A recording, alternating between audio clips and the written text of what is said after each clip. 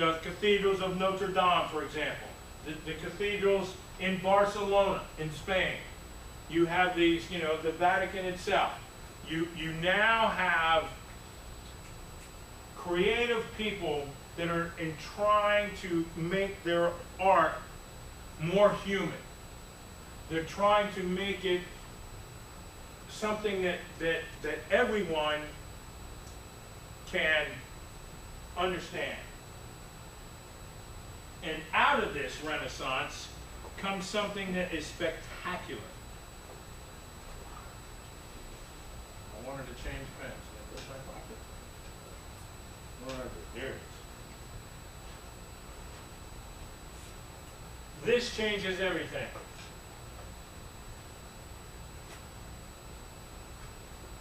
Opera. Opera comes out of the Renaissance. Anyone here ever been to a live opera? Yes, John, what did you see? Remember? Do you remember what was the name of the opera? Well, it wasn't exactly an opera. It was sort of the meeting of rock and opera. Okay, was it Tommy? I mean, was it what was the name? It was Evanescence, and they brought like a whole orchestra with them. Okay. And they had Timothy Sterling with them. So would you say it was a large affair? Yeah. Opera is epic. Opera was movie before movies. Opera is meant to be just incredible. And the Italians are the ones that started. What would happen? Well, let's see.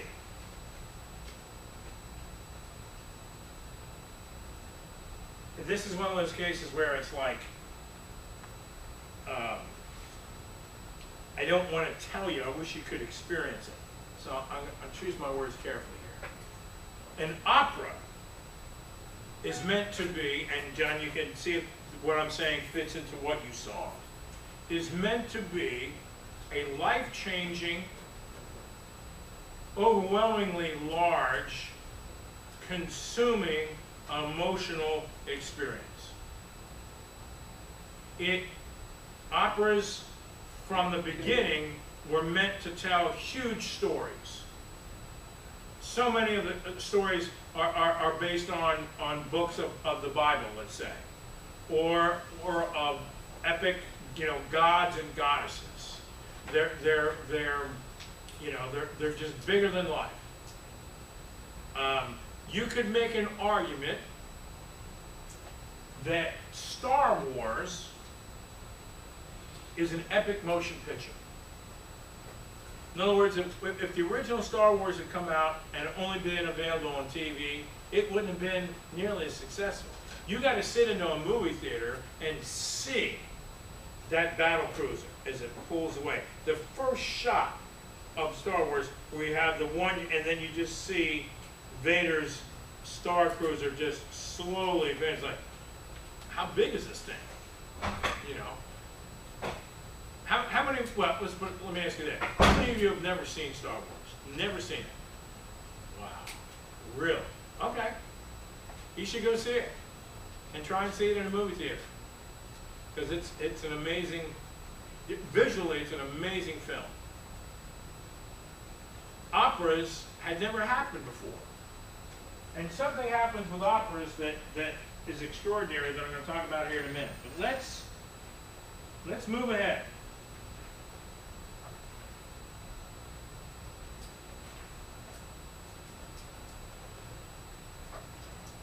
When we talk about opera, we're talking about Italy. And in the 3rd section of the 8th chapter, here's what the book says. Opera, drama presented in music, with characters singing instead of speaking, is often called the most characteristic art form of the Baroque period. It comes out of the Renaissance. Inevitably, the new techniques, the art of harmony, evolved rapidly within this time. Whereas Renaissance music had still used the medieval modes, Baroque musicians developed the modern major-minor system. Chords became standardized, and this sense of tonality, the feeling of centrality around a tonic or home pitch, grew much stronger. All right, I'm going to talk about that in a second, but I want to get into this idea of opera. Opera began in Florence, Italy. The early operas were court entertainments put on to an elaborate celebratory events such as weddings and the like. The important step was taken in 1637 with the opening of the first public opera theater. Opera soon became the leading form of entertainment in the whole of Italy. By the end of the century, 7 opera houses in Venice fulfilled much of the same function as movie theaters in the comparable modern city. Opera was a perfect answer to the general desire of the early Baroque to portray individual emotion. Opera provided a stage in which the single individual could step forward to express his or her feelings in the most indirect, positive facts, and the most powerful fashion. Here's what's happening. With the Renaissance, this idea of man controlling his world starts to happen. Up until this point, people would pretty much just put their hands in God. Well, if I'm going to live, it's because God wants me to live. If I'm going to die, it's in God's hands. I'm good. You know, because the modern world doesn't exist. The Middle Ages, medicine, not much. Why see a doctor? Why should we have medicine? It's in God's hands. If God wants me to get better, I'll get better. Period. But with the Renaissance, with Europe recovering from the Black Plague, this idea that we could do better starts to extend to science.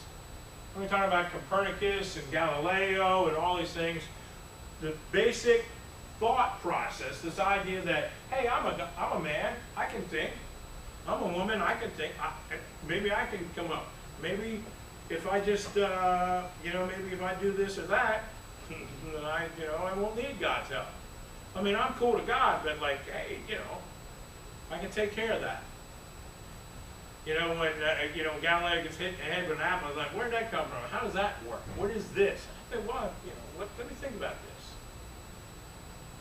This idea of enlightenment, this idea of humanity, and in the musical terms, creating something that will be pleasing. I want to write a song that you like. I want to write a song that talks about love. And I want people, when they hear my music, to think, wow, this is really good. I feel better. It's a typical American thing. We sing the blues. We want to feel better. We want to hear something sad. Give me a sad song. I'll feel better.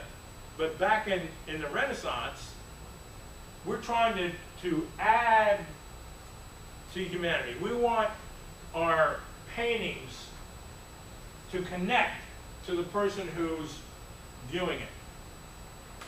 When you're in the Sistine Chapel and you're looking up there and you're wondering, it's like, God, how do you do that? Because that's just gorgeous. And the thing that's interesting, that makes a lot of modern Americans uncomfortable, what were they painting? They were painting women that weren't wearing clothes. And they weren't skinny women. They were, and we have names for that, right? They were Rubenesque. Yes. And there was a lot of that. Well, if you were skinny back then, what did that mean? You were poor. You didn't eat much. You didn't have any food. So the modern, the idea of a gorgeous woman back then was a woman who was not the women that we would be walking down Victoria's Secret one-ways today. That's just a fact. Again, this goes back to, I choose my words carefully, but go to the syllabus. I mean, sometimes we're going to talk about things that may be offensive to you. Or, you know, and I'm not trying to be offensive, I'm just telling you the truth. You know, so when you see the sculptors, you know, when you see the sculptor of David, and you say, you know, you see this just incredibly, you know, the cliche is, well, man, that guy's really cut. Well, yeah, he's stone. Of course he's cut. But then it's like, yeah, but dude, he's he's you know, fill in the blank. Yeah, he's all that. Why? Because we were going for the ideal.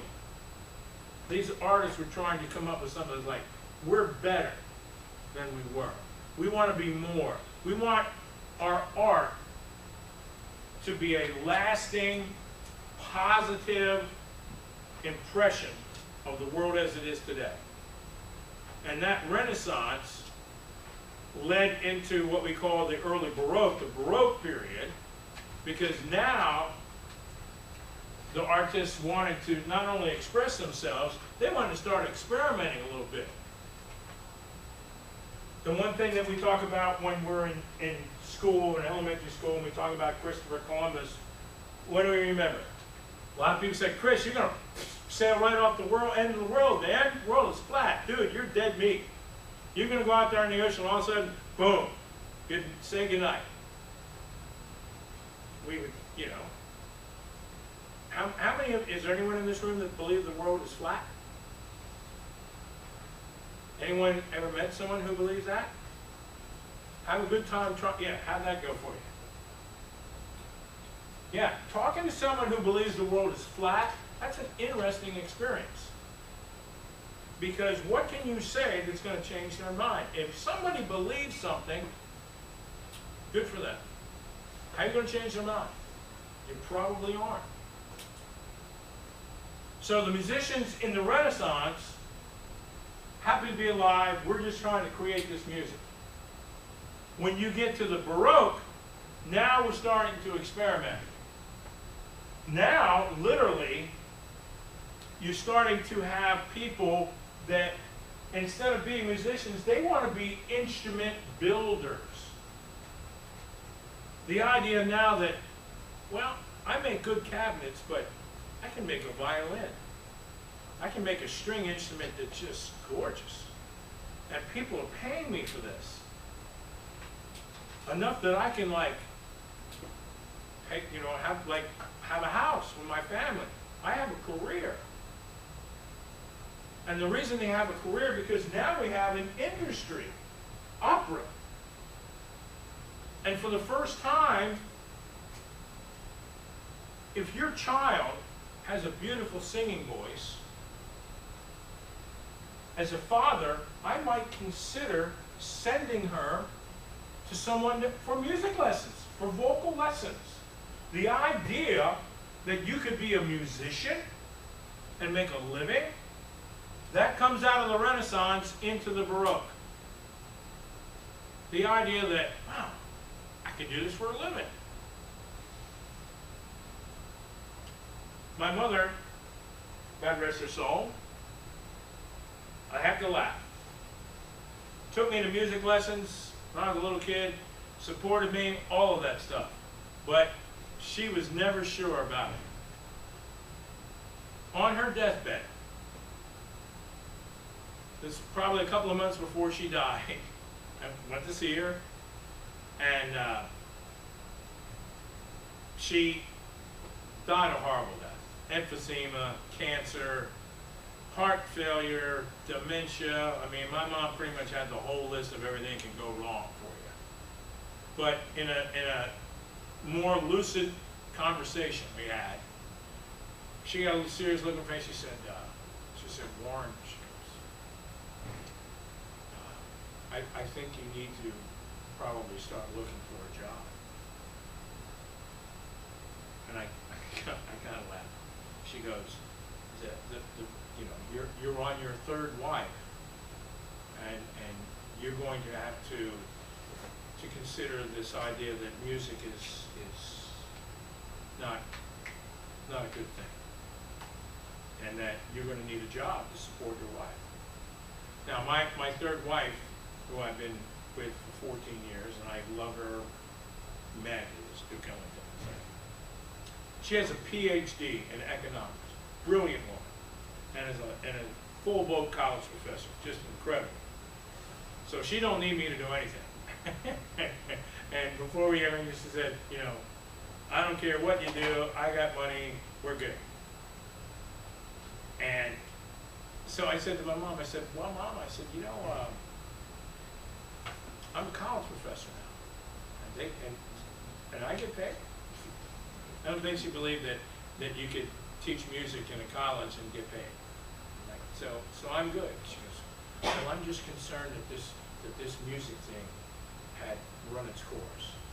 And when this conversation took place, I've been playing music for like 55 years. So being a musician, whether it's in the Renaissance or in the 21st century, some people still look at that as sort of a sidelight or sort of a, you know, that's a fun thing, that's good, dear, but you know, you can't make a living as a musician. Well, that's not true. You know, if you're Justin Bieber, you make like hundreds of millions of dollars. You know, so or look at Beyonce and Jay-Z; they have an empire. You know, so you can be a musician. You know, Dr. Dre. Dr. Dre is worth like $600 million. He won't have to do anything anymore. He's a musician, so it can happen. But it starts, this idea of being a musician in the Western world, where you can make your living, starts in the Renaissance and with this idea of opera. And so, you know, the test question is, what is opera? It's a musical drama. Write it down. It's epic. It's large. It is singers, costumes, settings, orchestra, and more. Later on, that and more will mean, for example, in Verdi's opera Aida, there's going to be camels and elephants on stage. When we get to Wagner and we talk about the Das Ring der Nibelungen, the opera lasts 4 days. Yeah, the opera's over 20 hours long. It takes 4 nights to watch it.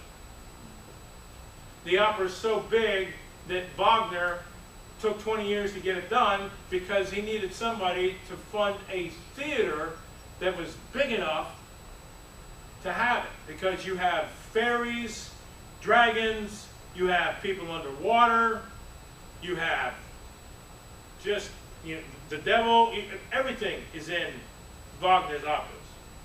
And in fact, how many people here have ever seen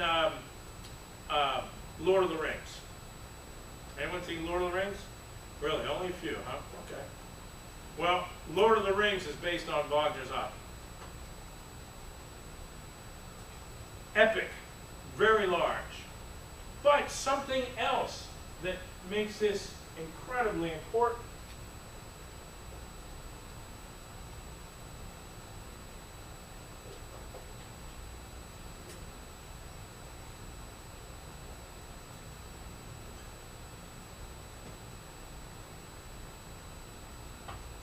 Boy, is that a bad B. Sorry. Mr. Smith is not a great artist. It's open to the public. Anybody can go to the opera. I know, was that terrible or what? That's the worst. Sorry. Anyway. So it's like, it's not a B, it's not an E, it's terrible. I'll let it go. But the fact of the matter is, if you want to go to the opera, you can go. You get the money for the ticket, you can go in.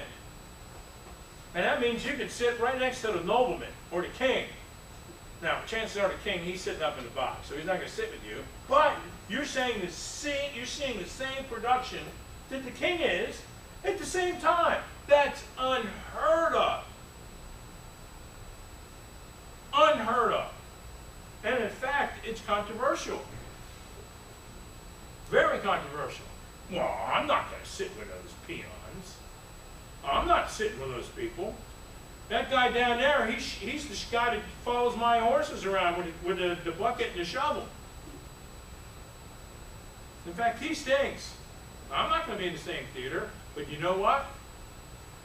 That doesn't matter. And the theater is packed. You can't get a ticket. John, when you went to that show, was it a well-attended show? No. You want to see something spectacular? Go to the opera. And what do they always talk about? They talk about it ain't over until the fat lady sings. You don't really know if she's fat or not. She's just wearing so many clothes, you don't know what's underneath there. It's sort of like an old English sheepdog, right? You know, with those big, big fuzzy dogs. Those dogs don't weigh very much. They're all hair. My high school band director raised old English sheepdogs. It took them like 8 years to watch that dog, man. I mean, like him and his wife, they were every Sunday they were like grooming him because he was a show dog. But his name was Benji. I don't think Benji weighed 30 or 40 pounds, but it was like here comes a train of hair, man. Incredible. That's what the divas are. And so you have this tremendously new, unique, large, special music drama. And we call it opera. So what do you think this did to society? What do you think happened in Italy? And then it spreads out. Gets into Germany, goes into France, into England. Everybody wants to watch this. You start writing these operas like, oh man, I want to see that. Did you hear about this? Oh, it's awesome. Yeah, and we can go. Are you serious? They're going to let us in? Yeah. Yeah, but I work in the stables. I'm the guy with the shovel. Doesn't matter. Take a shower. Go get in the stream. Go under the waterfall. Something. Clean up. You got to see this. And they're going to let me in? Yeah, you can come. Really? Never happened before. Before this, you saw music in church, or somehow you got invited, and it didn't happen if you were just a everyman, to come to the monarch's parties or noblemen's party. That didn't happen. You talk about the 1%ers, it was the 1% of the 1%ers that were invited to that. Because you got to remember, these were villages, city-states. Italy wasn't a country. Italy was a place. Florence was like the world of Florence. Rome, world of Rome. Venice, Venice. Berlin, Bonn, Paris. These were not capitals of countries. These were actual like kingdoms. You know. So we're in the kingdom of Polkton. And to our east is the kingdom of Wadesboro. Whoever is the monarch of Wadesboro, he's the guy that makes the rules. Period. All the laws, whatever he wants, that's it. And if one of his rules or one of his laws is, if he finds out you're from Polkton, off with their head. He don't want anyone from Polkton coming to Wadesboro. So if you're from Wadesboro, what do? If you come from Wadesboro, off with your head. Well, during the Renaissance, people started thinking, yeah, maybe that's not a good idea. Because here in Polkton, we grow good persimmons or something. Maybe we got like an orchard here or something. And the guy in Wadesboro here's like, oh man, I want some of that stuff. Maybe we should stop chopping off their heads. Let's make a deal. Let's be nice for once. We survived the Black Plague. Let's rethink this stuff. So you still don't have countries, but now rather than everybody being at war with everybody, yeah, maybe it can be nice. Next thing you know, somebody builds an opera. Hey man, let's go to the next time we gotta go to the opera. Okay? It's hard for you as a class and individuals sometimes to wrap your head around a world that is this barbaric, that is this disconnected to what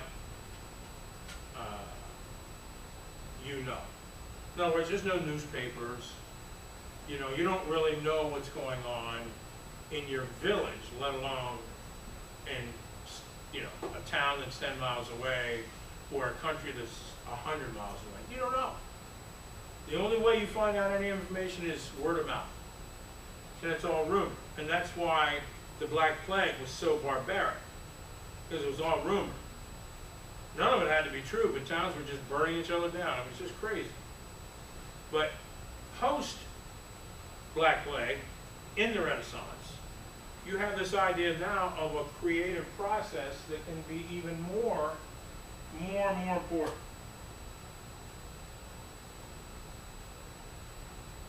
All right, so where am I at? 1:30, is that right? I think it is. Yep. Any questions up to this point? Now, the thing that I want to emphasize going into this test, opera changes everything. It really does. And it changes it because now music all of a sudden is for everybody.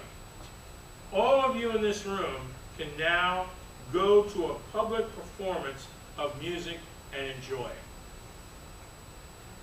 And that's new. Before 1637, didn't happen. You could have a party at your house, you could have your friends over, but as far as it being an organized concert, not going to happen. Chances are the local nobleman, the local government, who's ever in charge, isn't going to allow that to happen. The only way they allow that to happen, they might put their hand out and say, okay, you're going to give a party? You got to give me a taste. So what they do, they went underground. People wouldn't do that. They wouldn't talk about it. You'd build your own instruments, you'd sing songs. It was unorganized. With opera, going into the Baroque, coming out of the Renaissance, this idea that I am a human being, I know how to sing, or I can play a musical instrument, or I know how to build musical instruments. This is something that is a good thing. And then what happens is that this idea of people are building instruments, somebody says, you know what? The guy in the next town, he builds violins, I build violins. We need to make it so they sound the same, so that the great violinist can pick it up and sound good on either instrument. Now this scientific idea that's going along in all the different aspects of life creeps into music. And remember we talked about how, like, when the early chant was like,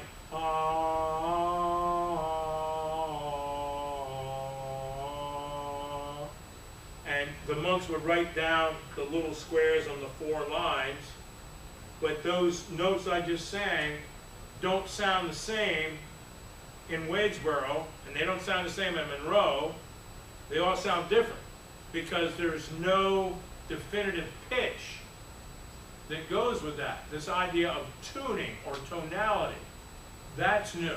And in the beginning of the Baroque period, that comes into play. And that also changes things. So now music, scientifically, gets involved as well. Here's what I'm talking about. On my phone,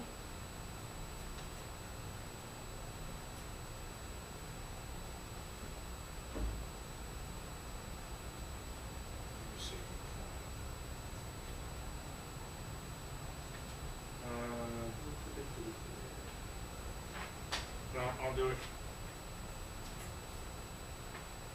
Easier to do it here.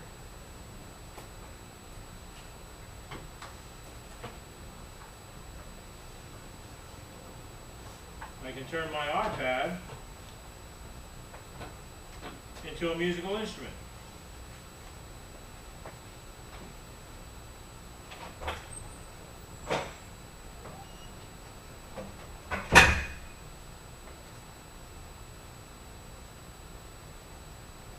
While it warms up. Come on.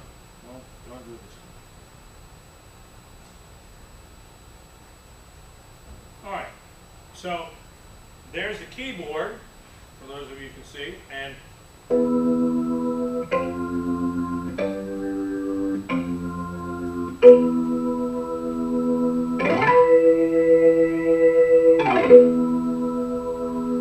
so the modern world tells me that when I play this note and I go up an octave, it's going to sound the same. And in fact, the vibrations of the sound waves of this note to this note, it's twice as many. And when I play this note, that's A. And that vibrates at 440 vibrations a second. Let me make it a piano. It's easier to hear. So we could measure that. And then up here, that's 8/8.